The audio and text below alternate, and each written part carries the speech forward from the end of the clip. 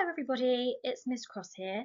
Today I'm going to be presenting a brief assembly covering a topic that has become increasingly prevalent in the last year, and that is the use of AI in assessments. This assembly is particularly important for those of you who are studying vocational qualifications, including things like BTECs, but it is also relevant for those of you who have coursework units as part of your qualifications. So firstly, I'm going to broadly cover what is AI. Now, most of you probably know what AI is already. In fact, most of you have probably used it or interact with it. For those of you who are a little bit unsure, AI stands for artificial intelligence, and using it is like having a computer that thinks. There are a lot of different AI tools out there, but you've most likely have heard of ChatGPT or Snapchat AI. These software can write text, it can make art, can create music, all by learning from data that already exists on the internet. It's an amazing tool, it's really, really useful in the modern world, but there are also a lot of drawbacks in that it can make things up and it can be biased and it can put you in a bit of a difficult position, particularly when it comes to using it in coursework. Now, the most important thing for us to talk about today is how can AI be misused in assessments? This is fundamental for those of you who are studying BTEC qualifications or vocational qualifications, or even subjects where you have non-examined assessments, so coursework units. So, AI misuse is when you take something that is made up by using AI and claim it as your own work. This is cheating and you will get caught. Okay, so there are going to be repercussions if you are going to choose to do this in an assessment. But the main thing is that I want you to take away from today is how do I make sure that I'm not misusing AI? Because AI can be a useful tool, it can help us with our research, but we need to make sure that if we are using it, we're using it correctly and that we're not claiming our work as our own if it's not our own. So there are three easy things that we need to consider. So the first thing is making sure that you know the rules. I'm going to go through each of these bullet points in just a second. So know the rules. The second thing, reference, reference, reference. And lastly, don't declare it's your work if it's not your work. Okay, nice and simple there. So rule number one, know the rules.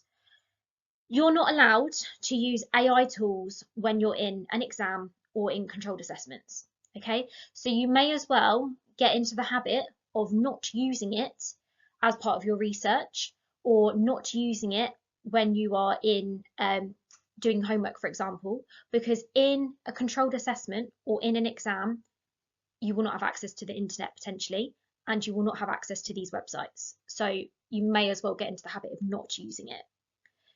If you are able to use it for any part of your preparatory periods, your teachers will let you know, okay? They will let you know if you're allowed to use AI tools when doing your coursework, and the rules really do depend on your individual qualifications that you have selected. Even if it is stipulated that you are allowed to use AI tools, you can't get marks for content that is produced by AI.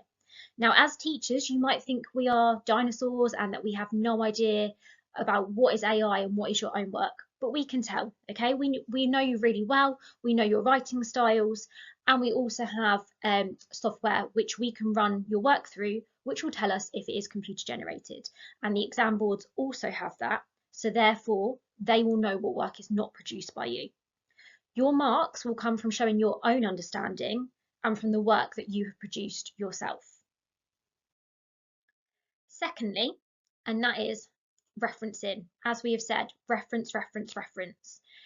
If, and that is a big if, you are allowed to use AI tools, you must clearly reference them within your work. So when it comes to referencing, there are a few things we need to make sure that we are doing. And the first thing is making sure we've named the AI tool that we have used. So if you've used ChatGPT, you need to declare it. If you've used Snapchat AI, you would need to declare that. The second thing is you need to add the date that you generated the content, okay? Information on the internet changes all the time, so you need to say what date you accessed that information. Thirdly, you need to explain how you've used it. So you'd need to offer an explanation as to what you searched and how it led you to this response. And finally, as a good practice, you need to say a screenshot of the questions that you've asked and how you've got those answers. And that will just show your chain of thinking and how you've interacted with AI, and then how you've used that information and have written it up in your own words. Because remember, if it is directly copied, you cannot use it. It is not allowed.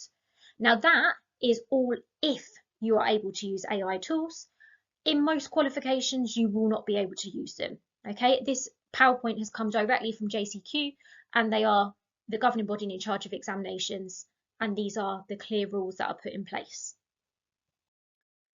Lastly, it is declaring it's all your own work. If you hand in an assignment, you will have to sign a declaration to say that the work you've produced is your own work. It's you confirming and signing to say that everything that has been written has been produced by you. Anything without a clear reference has to be your own work. Anything that's not quoted, anything that is not footnoted, needs to be your own work.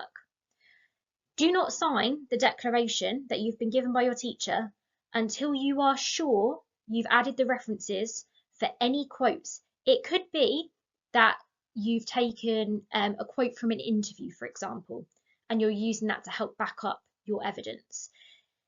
If you've done that, which is wonderful, you've done that research, you need to make sure that you have referenced it. Any information that is out there that is not your own, you need to make sure that you have put that within your bibliography or your footnotes. You need to refer back to the previous slide for what things need to be covered. So remembering what the software tool is, when you used it, how you used it, and saving your screenshots. And your teacher may ask you to specifically reference using Harvard referencing. They might ask you to do footnoting. It may just be you do a bibliography at the end with an appendix of images of your screenshots that you have saved from your use of AI. Okay, but those 3 rules are fundamental. Now this brings me on to what happens if I misuse AI. And there are some repercussions surrounding this. If you have misused AI, firstly, you could lose marks for your assessment. But there are even bigger risks, and that is you could even be disqualified from the qualification overall.